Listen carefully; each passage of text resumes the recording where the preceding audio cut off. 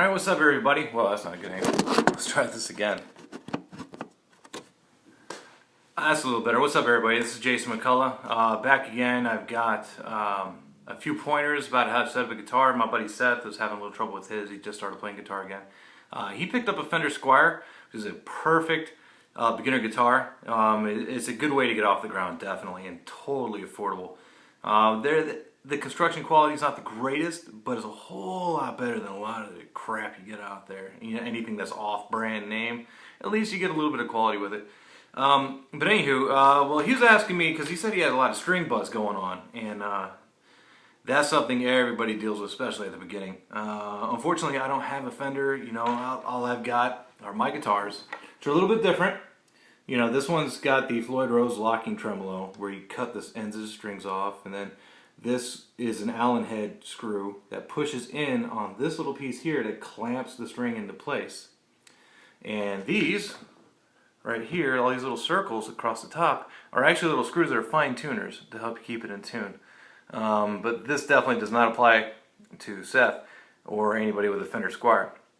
But one thing I do want to say is that, like I said before in one of my other videos, my tremolo does not move at all. I have it set so that, you know, I don't use a whammy bar, and on top of that though, it always stays in tune because there's springs on the back of this, right there, that hold on to this, which is the underside of that tremolo. And you got this in a Fender Squire too.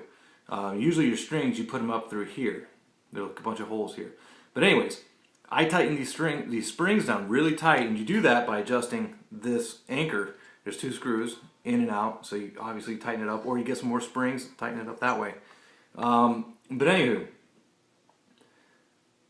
as a beginner, and some of the Squires actually have what are floating tremolos, where they don't really sit flat on the body. The ass end is up just a little bit, so you can pull up on the whammy bar.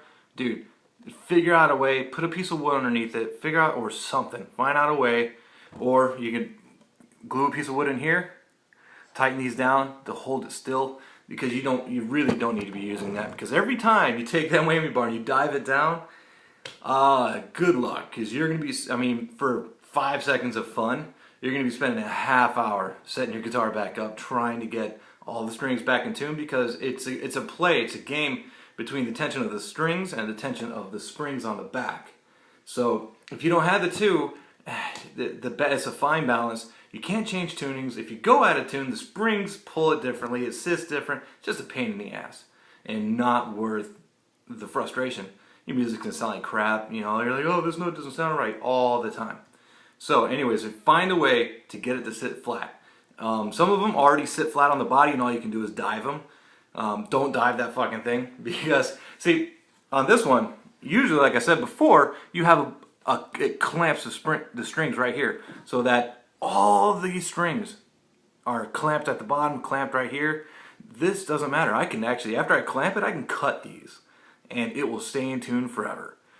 But, well, relatively, you know, temperature changes, things like that can change the physics of it all and throw it out of tune. But anyway, the point is, when you dive it, and I've talked about this before, you get differential tension before and after the nut. And see, I've got a graphite nut, so I can actually use that because graphite is self-lubricating, so the strings will slide easier before and after the nut. But Fender Squire, anything else, really nothing comes with the graphite nut until you get into the $2,000 range. And trust me, this is not, I didn't pay that, didn't pay that for this. I paid $50 to have the graphite nut put on there. So anywho, don't do it. And just, it'll make your life so much more fun.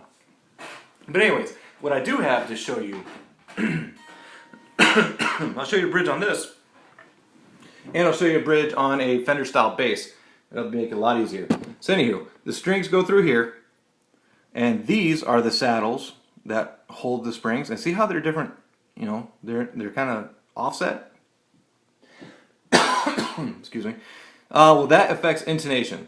It affects the length of the string, which affects the length of the wave, which assigns kind of like the place of your harmonics. So if you're talking about physics, you got three, your first, second, third harmonics, and those on a guitar are found at the, well, you get a harmonic over the third. It's a real bitter one, but the fifth, over top of that fifth fret, lightly touch it, You really can't hear it right now because I don't have it plugged in.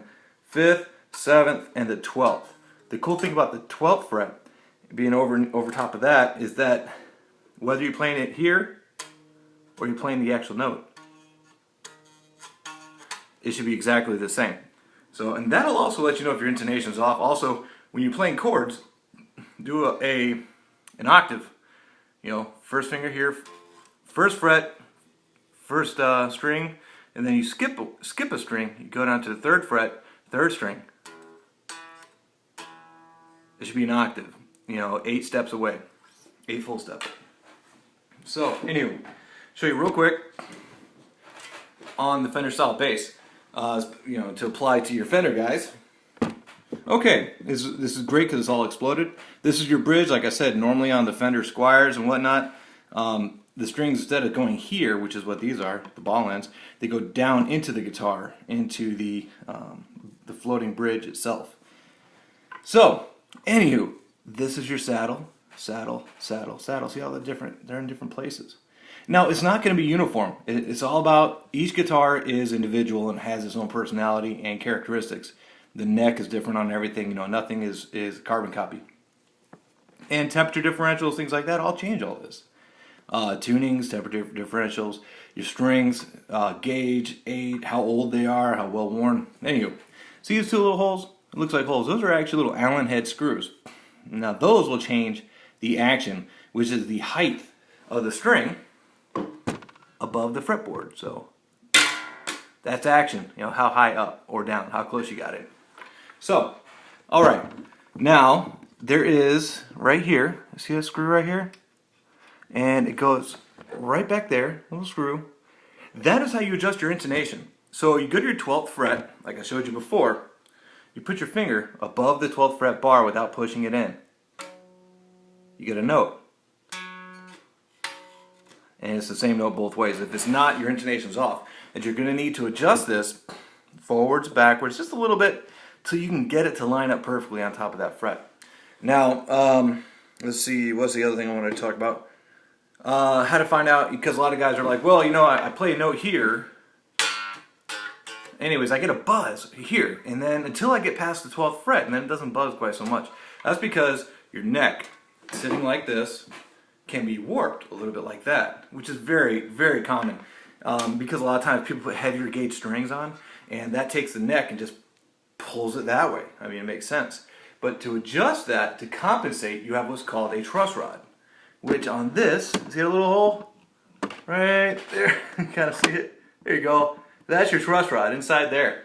Sometimes they're located at the base.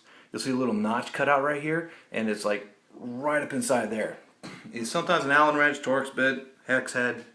I'll give you a bunch of different ones. Let me show you on my Warlock, maybe you can see it better on there. Let's see. See this one? There you go. That's my truss rod on there. And what happens is, what you do is, you look down the neck of the guitar. See if I can show you this. There you go. Maybe. So there you go. And you can see, just by going along the frets from the top this way, whether the neck is kind of bowing, or it could even bow the other way. 1/4 turn, just a quarter of a turn on the truss rod, one way or the other. And sit back, give it a minute or two, because the wood in the neck has to adjust, has to flex and relax, until you can get your neck, now you look down it this way, until you can get your neck to sit nice and level. But some of the cheap guitars, people have been playing them with crooked necks for a long time, so they wear the frets out, and it doesn't always work. But you do need to have as flat of a neck as possible. You need to adjust that truss rod, but you have to give it a few minutes every time you adjust it. Let everything relax, let the system compensate. And obviously every time you do that too, you're changing the tension on the strings. You're going to have to adjust, you're going to have to retune it. So that is just a minor grazing over of truss rod adjustment and action, intonation. I'm going to throw in another video here in a minute. We'll start one. I'm talking about how to properly stretch your strings out on your guitar if you put new strings on. And again, this just be a real breeze, and I'll show you real quick. So I'll get back to you here shortly.